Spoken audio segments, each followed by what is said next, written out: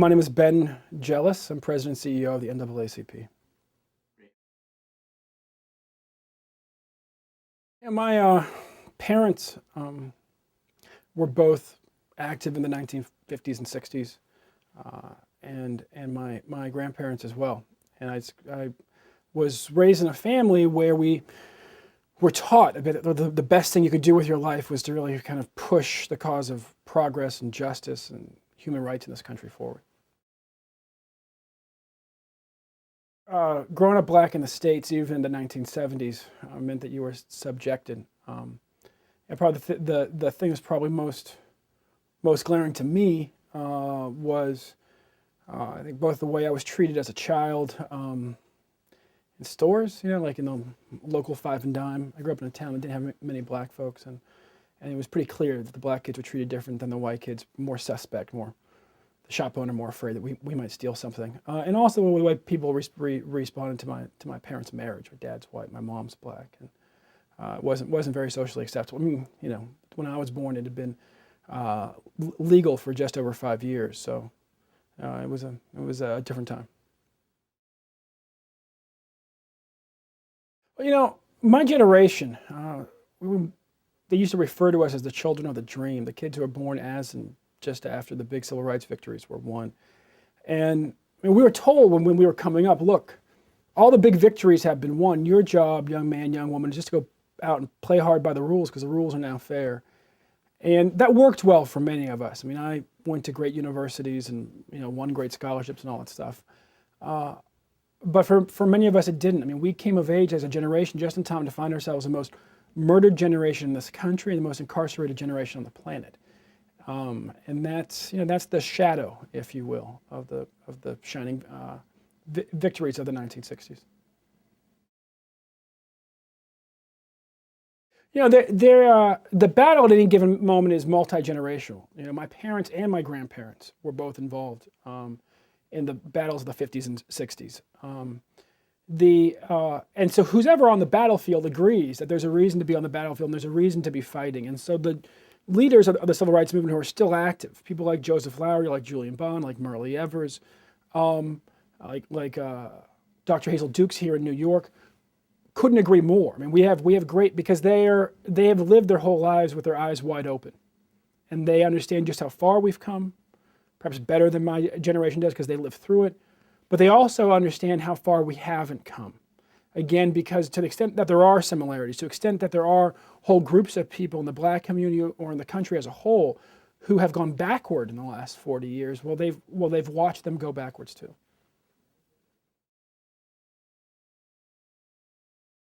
I mean, we're in business to go out of business, but so long as we see stats that say that it's easier for a white man with a criminal record to find a job than a black man without one, we're in business for a long time. Both, frankly, for that black man and for the white guy who's being treated almost as bad as the black guy. In the 21st century, like the centuries before, there is a problem so big in this society that you can see it from space. I mean, you think about the 18th century, the 19th century, the 20th century. The beginning of any of those, you would have seen in the 18th century, for instance, the transatlantic slave trade. You would have seen from space in the 19th century the plantations across the South with bodies bent over closely together working the fields. You would have seen in the 20th century the racial segregation. That literally, west of Charles Street in Baltimore were black folks and east of Charles Street were white folks. And you would see in this century the prisons that pockmark our country. Our people in our country are 5% of the world's people and 25% of the world's prisoners. Now what that means, and that's people of all colors, if you took black and brown people, all of them, out of prison tomorrow, this country would still have way more than its share of prisoners. It would just be by a factor of 2 and not a factor of 5. So, in our lifetime, in my lifetime, this country has greatly increased the rate at which it incarcerates white people, and yet black people are incarcerated 5 times more than that. And that really defines at the beginning of the century what we have to fix. Now, in order to bring down the incarceration rate, well, you got to start with the beginning of life. You got to make sure that parents and schools are prepared to prepare young people for success. You got to deal with, the next stage of life. You got to make sure that people in this opportunity have the opportunity to work at a good job, that they have access to good health care, and that they have the opportunity to build wealth and to actually advance their family's status in the country over time. And then finally, we need to make sure that our justice system works for the interests of everybody, that it makes every community safer, that we uses incarceration as a last resort for people who are a danger to themselves or to society, and that we use, quite frankly, the means that allow us to hold as much of our resources for other priorities as possible. I mean, right now, for instance, New York State last year, we pushed them to change the Rockefeller drug laws. And they did. And in doing so, not only were poor drug addicts now given access to what rich drug addicts always have access to, which is rehab, but they saved a lot of money in the process. And that is sort of the thing about the incarceration struggle in our society, is that it really, at the end of the day, is both the proof of the failure of so many other strategies, education strategies, employment strategies. It also is the acid that eats away at each of those strategies. State of California right now, UC system, the tuition rate is going up 30% in the fall. There's no way to explain that without acknowledging that California is one of 5 states that spends more on incarceration than public education. And if you look at the pattern over the last 25 years, literally the priorities have flipped. State spending in California on public higher education has gone from about 12% of the budget to around 4 or 5%. And at the same time, state spending in California on incarceration has gone from 4 or 5% of the budget to around 11 or 12%. And you see that across the country, that as what we spend on incarceration goes up, the money we have for schools and colleges goes down. And so part of the struggle for our generation is allowing people to see the connection and to understand that at the end of the day, this isn't a movement for education over here and a movement for workers' rights over there and a movement for justice reform. It's all one broad domestic human rights movement. I think that's the biggest sort of functional struggle, is to get people to see the connections and then to connect themselves to one another.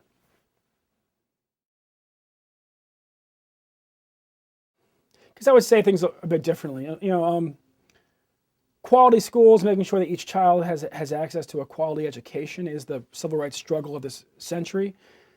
But the catch is, we don't get there unless we solve the incarceration crisis in this society. We literally won't have the funds to do it, and we'll continue to break up far too many families to be able to believe that all children here are really going to start off with the foundation that they need. And that's, we're I think accustomed in our society to thinking that you can go after one issue all by itself.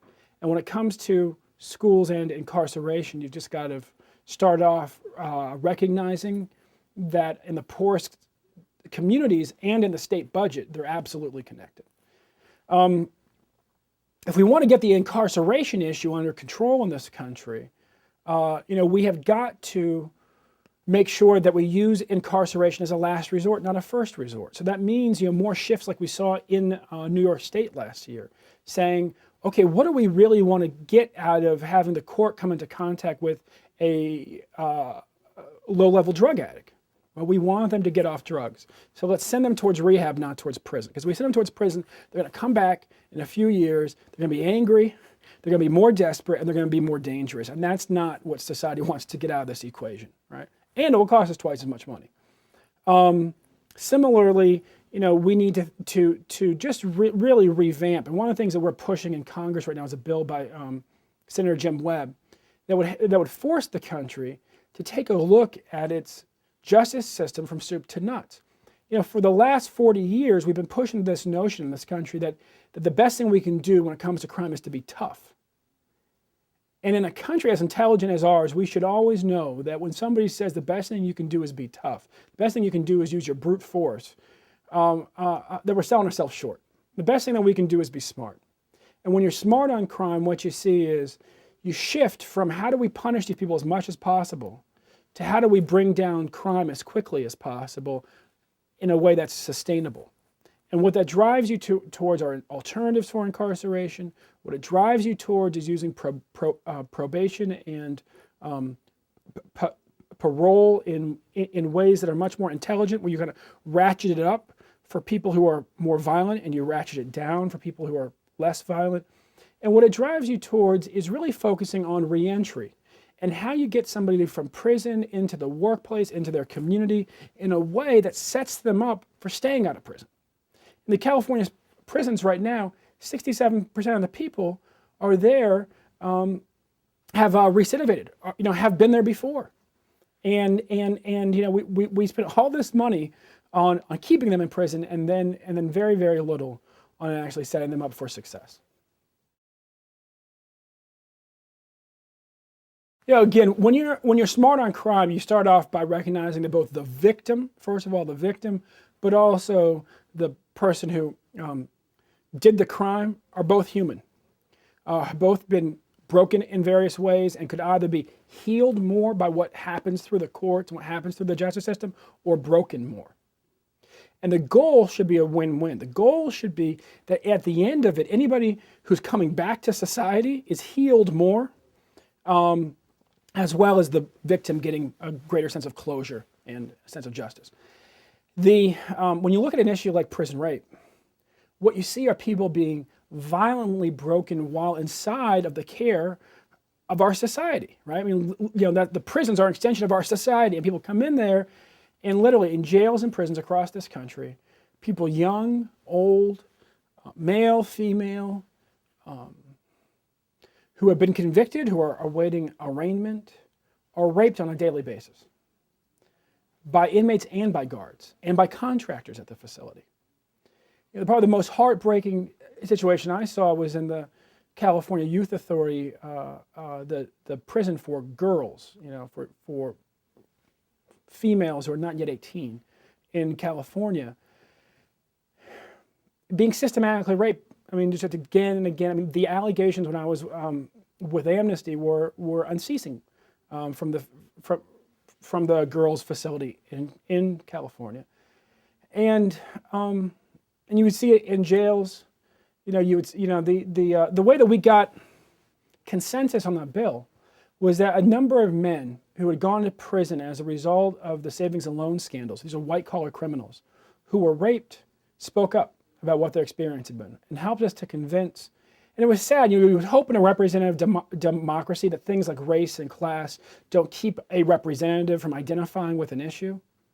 But to see privileged white men come in to talk, quite frankly, to other privileged white men who, in this case, former bankers coming in to talk to people in Congress, was transformative for those congressmen. And it got them to understand that this wasn't a joke. In fact, it was their first, it was probably their worst fear, and that their constituents, all of them, deserve for the country to actually do something about it.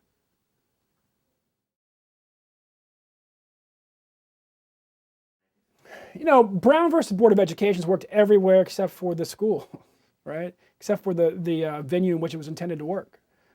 You hop on a train and it's a desegregated train. You get on a plane, it's a desegregated plane. You hop into a taxi and anybody can hop into the taxi, and the same thing with the bus, and the same thing with most workplaces, although there are many. I mean, 15% of advertising firms on Madison Avenue have no black, major, big ones, hundreds of people, have no black person working for them, right? In a city that's like 20-something% black.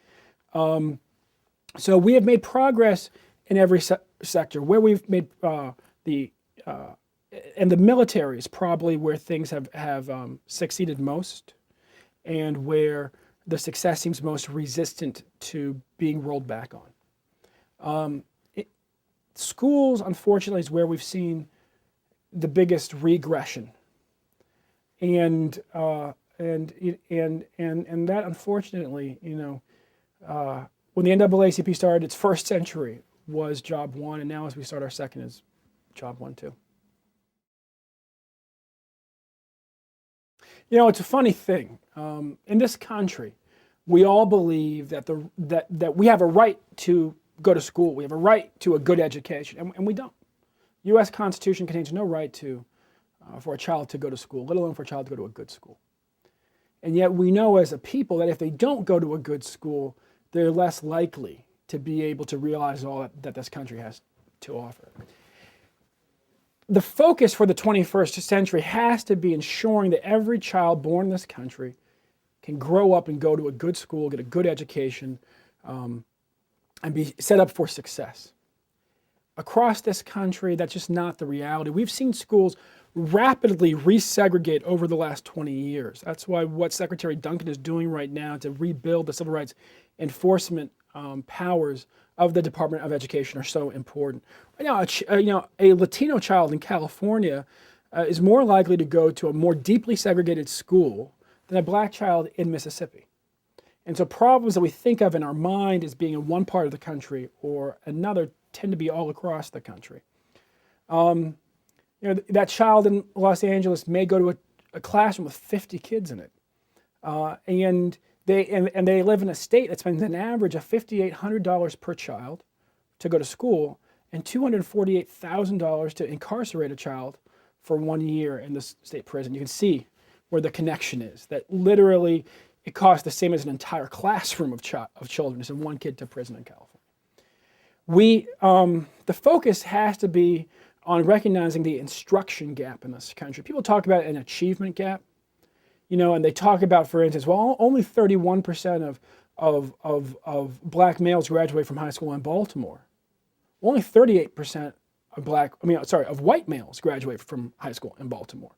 So, that really is a Baltimore problem, right? More than it's a black problem or a white problem. It's a black and white problem. It's a Baltimore problem.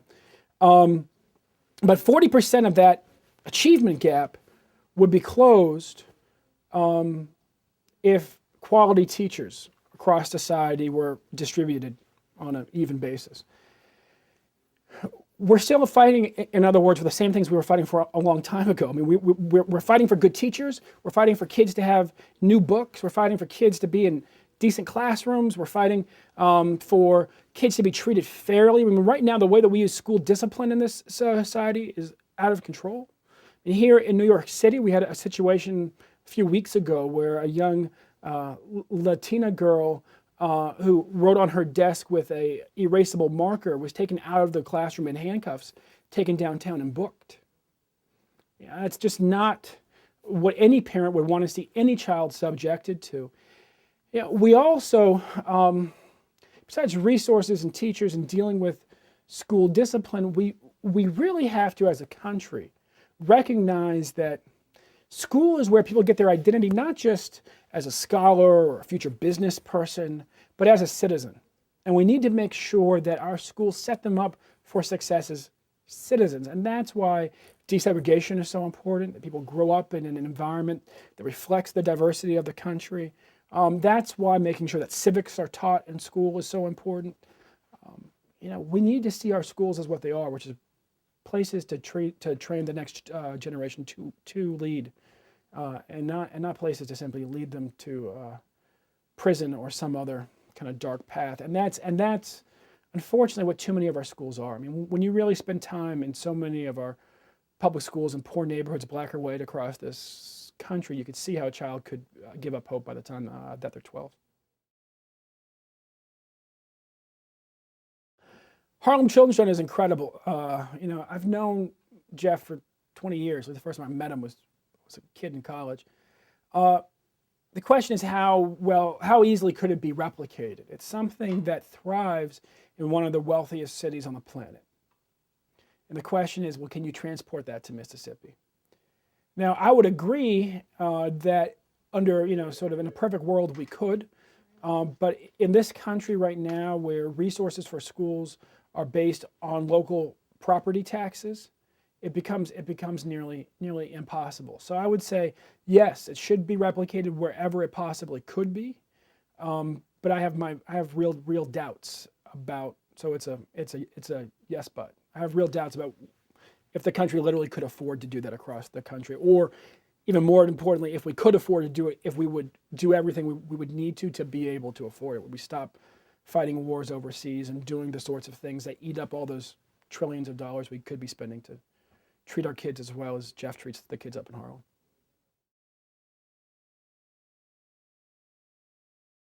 Sure. I mean, since September 11th, for blacks and for whites, there have become new pernicious forms of employment discrimination. And in the wake of September 11th, there were stories about ex-felons working in baggage claim in airports. And the response was first by the companies that produce the sort of standard job applications for low-level public jobs, and then throughout private industry, was to put a checkbox on the front of the job application that says, "Have you ever been convicted of a crime?" Well, as you might imagine, when you're a hiring manager and that box is checked, it just goes right in the trash. We literally changed hundreds of years of tradition in this country where people were only asked that question in a job interview once a company decided that they were interested in them, and then they were able to explain themselves. And we put it on the application where it just goes in the trash.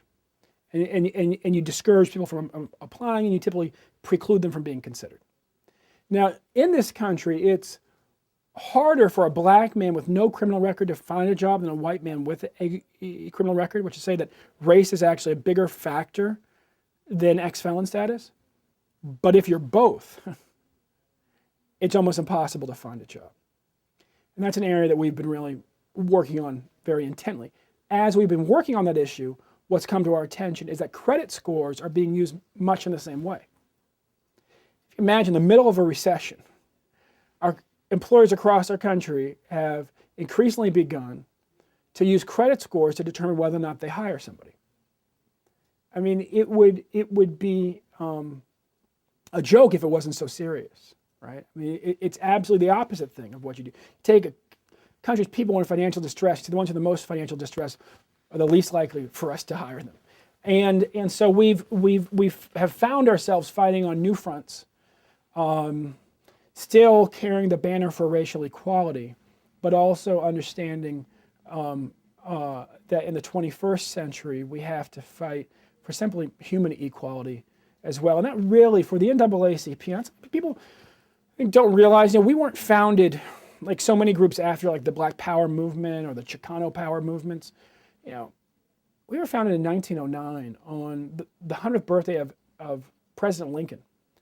And our dream has always been to manifest his dream, that this be one country where all people are treated with equality and dignity, and have the ability for the children to be raised with hope, and for the children to have the opportunity to gain prosperity.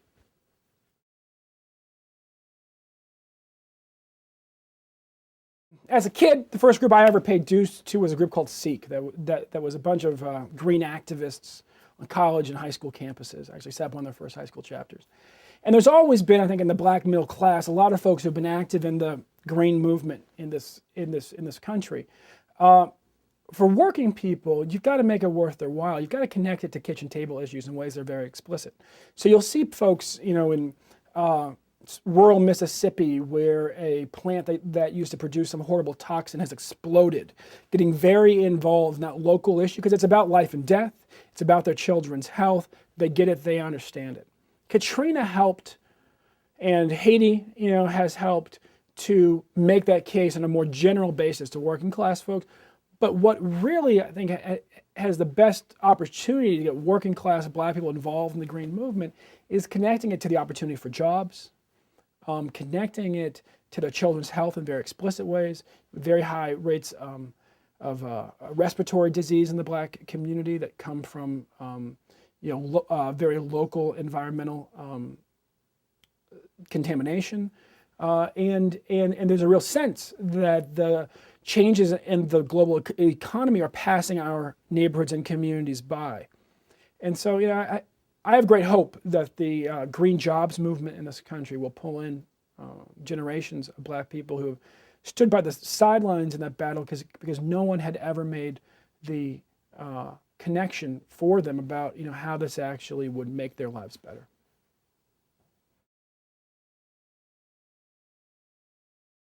I think we have to start from the fact. Somebody once said to me, I didn't march in the '60s so that men could sleep together, and I was like, well, that's all right, man, because Bayard Rustin had that held down, Like the man who planned the March on Washington was gay, was known to be gay, and that was okay with Dr. King, and it was okay with Julian Bond and John Lewis then, and it's okay now. I mean, our only regrets about Bayard Rustin is that he still isn't with us planning marches. So I think we have to start from the premise that gay people are part of the NAACP. That gay people are part of the social justice movement. That gay black people, in particular, live both of those identities, as we all live, multiple identities. The NAACP, for that reason, has always been quick to recognize, across a whole range of issues, the common interests of black people as black people, or multiple identities as black people, and gay people as gay people, and their multiple shades and colors. I mean, for instance, issues of police brutality, employment discrimination, hate crimes. We've been there side by side, fighting on again and again. We set a big victory, the Matthew Shepard James Byrd bill, that the NAACP ads in Texas to promote and really to beat up on then Governor, about to become President Bush, for his lack of support 10 years ago. And we're out there now in the Employment Non-Discrimination Act. And we're out there now in Uganda. I mean, we hate the death penalty because it's the death penalty, but we also, we hate it all the more when you say that you want to make being a member of a minority group, any minority group, the reason that you get the death penalty. And that's what they're trying to do in Uganda. They're trying to actually make being gay a crime punishable by death.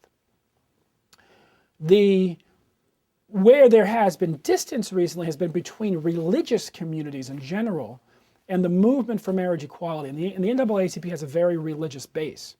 And people who want to see movement on that issue, people want to see more blacks in the Republican Party, need to invest in outreach. Need to really say, that constituency is a priority, and I'm going to, make it my business to make sure that we reach out to that constituency on their terms in the way that's most effective. That's what any good organizer does. That's what I do for the issues that I'm pushing.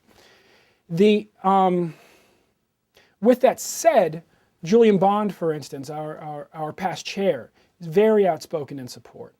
I've let it be known that I personally support marriage equality. My brother, the man who is closer to me than any man on this planet, my best friend since I was 6 months old, and whose mom celebrated Mother's Day with my mom, and whose family lived with us off and on for a third of my life, is gay, is HIV positive, is on again, off again, homeless. I've spent a lot of money trying to keep him from being homeless, but sometimes people just, have issues in their life that no dollar can overcome. So it's very personal for a lot of us, I guess, is what I'm saying. But we're a democratic organization at the end of the day, and that means that we tend to be on the front edge of some issues and we tend to lag behind on others, and we never get there until consensus is built. And that's why I say to folks, look, if you want to see the NAACP even more active than we have been, and we've been active in California, our folks there in California voted to oppose Prop 8, and they rolled out all the stops to oppose it. The national office signed on to the lawsuit to invalidate Prop 8 because we were able to get consensus on the principle that a simple majority vote should not be able to trump a court's finding of a fundamental right. That's a threat to a whole range of rights, including the right to marry, but also, the right to be treated with respect in the workplace, and not discriminated against in the workplace, for instance. Apparently now could be put up to a vote in California. So, we have been involved, gay people have been involved in the NAACP for a long time. The NAACP has been supportive of a broad civil and human rights agenda in this country, including rights, for gay and lesbian people for a long time. And we have many, and many of our most outspoken leaders are very outspoken on the issue of marriage equality, and many are outspoken against it. And like any other democratic organization, trade union, what have you, it's being worked through. And the way that one side wins or the other is that they decide that they want the membership of the NAACP to be supportive of this one particular part of the agenda more than the other side does. And right now it seems to be a bit of a toss-up.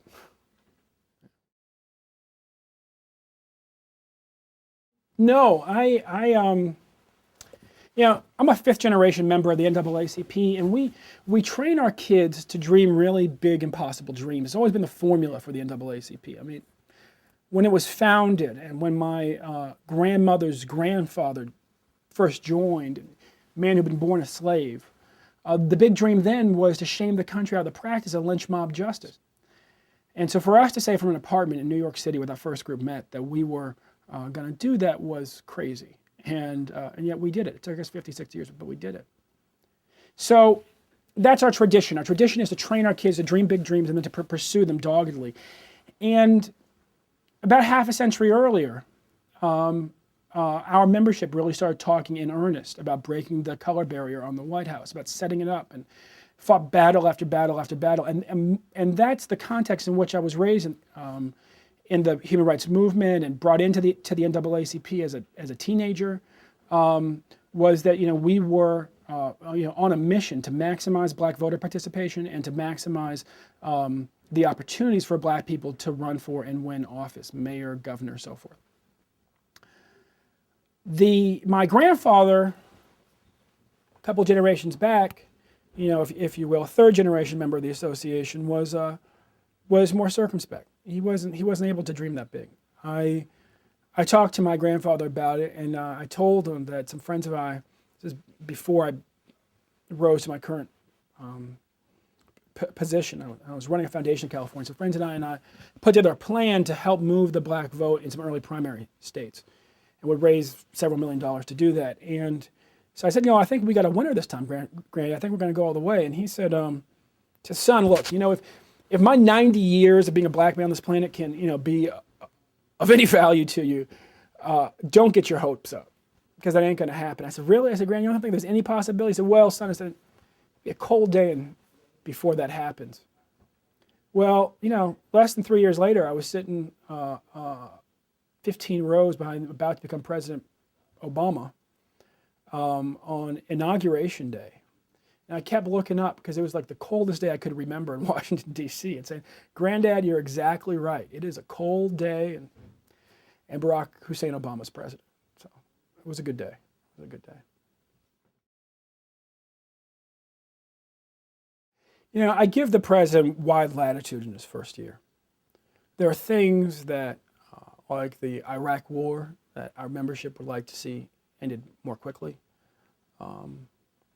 But we understand that this is a president who came into office in the midst of a rapidly expanding recession, 2 wars, and we have a lot of faith that he is not just doing the best he can, he's doing the best that can be done. I'm very excited by the quick passage of the stimulus bill last year, which includes a lot of money for restoring schools that have been rotting in this country for decades, and create 2.5 million jobs in a time when, we need jobs to be created.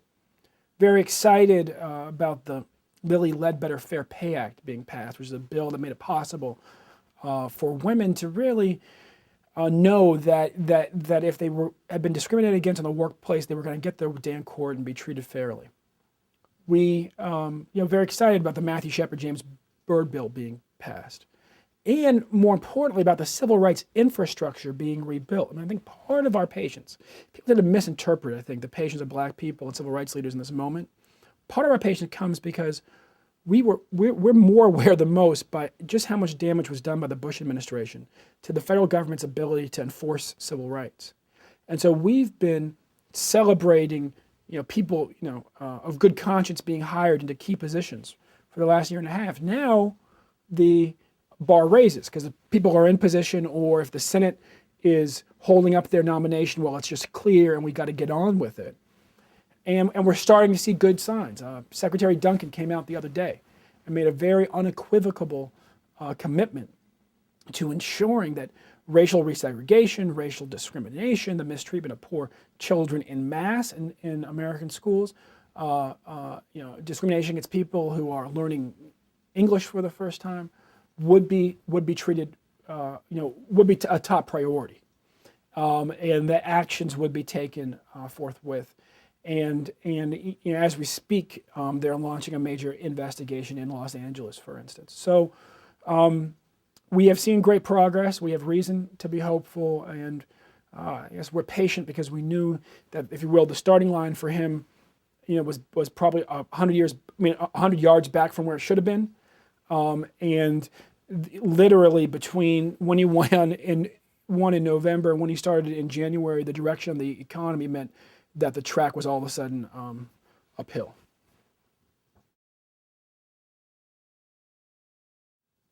The biggest piece of the agenda that doesn't seem to be really even on the radar screen is serious criminal justice reform.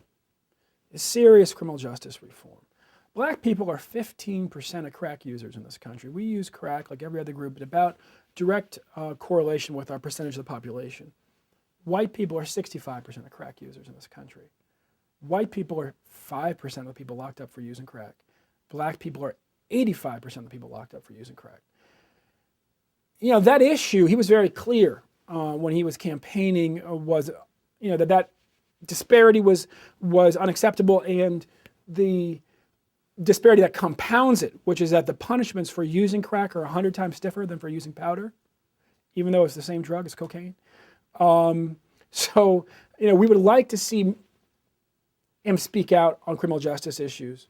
We would like to see him really push, signal support for Jim Webb's bill for the country just to take a look, because he knows as somebody who's taught constitutional law, who represented the South Side of Chicago, who pushed through powerful law enforcement accountability bills when he was in the state Senate, in a state where people were tortured with impunity, up until 10 years ago. And so we would like to hear and see more there. We have faith that it's coming.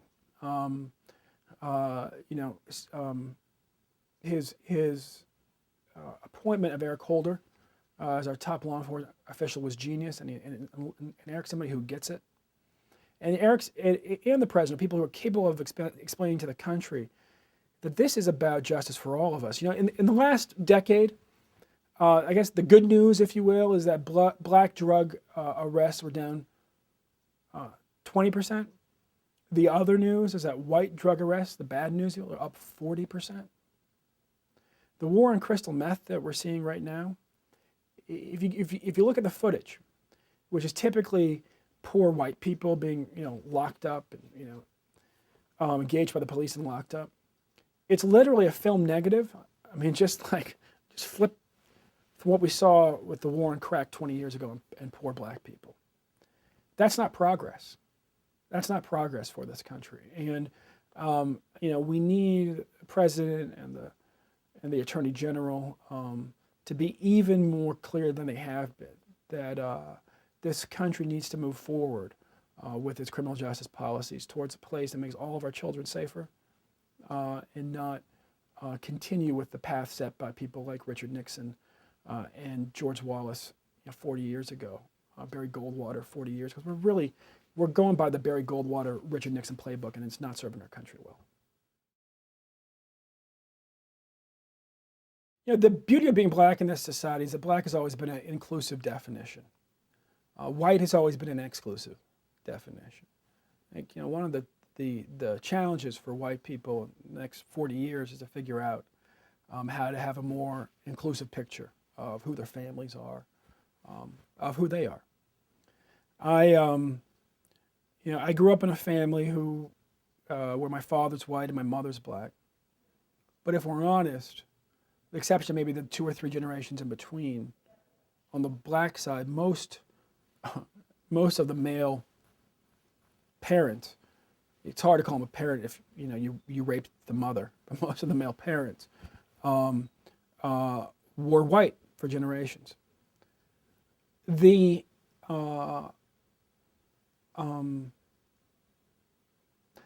Growing up as a black kid with a white father who loves you, who affirms you, who is part of your life, is fundamentally different than what people in my family were subjected to in the 19th century or the 18th century. But unfortunately, it doesn't change the old racial order. I think we need to, in this society, let the old racial order just stay where it is, not seek to improve upon it. not try to create more racial categories, because all that does is it makes race stick around longer. And the reality is that race is a lie built on a lie. It's the lie. The first lie is that people are different. That somehow skin color or hair texture is more significant than eye color or the shape of one's feet. The second lie built on top of that is that then there's a hierarchy. That more significant difference. The color showing up as brown on your skin rather than brown on your hair or whatever is somehow more significant, and there's some sort of hierarchy. That the lighter you are, the straighter your hair, the better you are. And Obama, Oprah, Dick Parsons, whoever is going to Clinch and Alt, have blown that out of the water. President Obama, Michelle Obama, for the country, right? The trick now is for us to really incorporate that into our family lives, and for people to not just, be led by their children, for whom race is just much less significant, but to help lead their children there, or at least follow willingly. Dave Chappelle. Dave's my god brother, so I'm a bit biased. And we came of age together in New York City, me in college and him at the Boston Comedy Club, which was a college of sorts for him. I was actually known to some as Dave's Puerto Rican bodyguard, because they didn't know exactly what to make of the guy who didn't smile much and just sat in the back of the club reading books. What they didn't realize is I was at Columbia University, and the only way I could have the privilege of hanging out at the comedy club is if I actually read books while somebody else was telling jokes. So yeah, Dave's definitely my favorite comic.